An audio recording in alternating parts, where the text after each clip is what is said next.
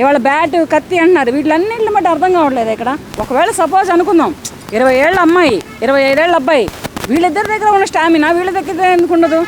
కొట్లాటలు అనేది పెనుగులాట అనేది ఒక ప్రాణం తీయడానికి వచ్చినప్పుడు ఆ అమ్మాయి పెనుగులాడిద్ది కదా, అది అనేది అట్లా. దీని వెనక ఏముందంటారు మీరు? ఏదో రాజకీయం అయితే ఉంది. మొన్న ఎవడో బీహారోడెవడో ఆడేవడో ఈడెవడో అన్నారు, అది పోయింది. ఇవాళ 15 ఏళ్ళు 14 ఏళ్ళ కుర్రోడు వచ్చాడు, మరి వాళ్ళు ఇది పోతుంది. రేపు ఇంకోటి ఏమొస్తుందో.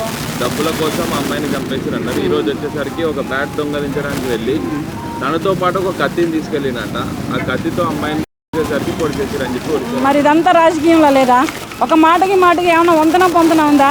ఇది పోలీసులు సృష్టించిన సృష్టా, లేకపోతే ఆ ఏరియా నాయకులు సృష్టించిన సృష్టా, లేకపోతే ఈ అమ్మాయికి అమ్మా నాన్నలకి సపోర్ట్ లేనితనమా?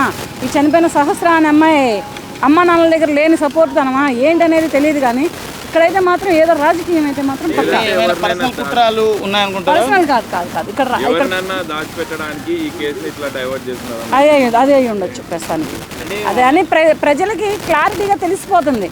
ఎందుకంటే మొన్న ఎవడో నిన్న డబ్బుల కోసం అన్నారు, ఇవాళ బ్యాట్ కత్తి అంటున్నారు. వీటిలన్నింటిని బట్టి అర్థం కావట్లేదు ఇక్కడ. వీళ్ళన్నింటిని బట్టి ఏమర్థం అవుతుందంటే ఇక్కడ ఏదో గట్టి పాలిటిక్సే జరుగుతుంది. అదే వాళ్ళు చేసాడో లేదో నిజాలు తెలుసుకోకుండా అట్లా ఈ ఒక మాట చెప్పనా, ఇప్పుడు చనిపోయిన అమ్మాయి ఉంది కదా, ఆ అమ్మాయి పేరెంట్స్కి ఏం జరిగిందో తెలుసు. అంత తెలియకుండా అయితే ఉండరు.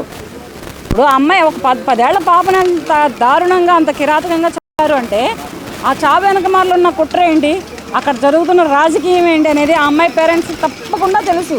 వీళ్ళు ధర్నాలు రాస్తారోకోలు చేసి ట్రాఫిక్లు జాములు చేసిన మాత్రం అక్కడ జరిగే న్యాయాలు ఏమీ ఉండవు.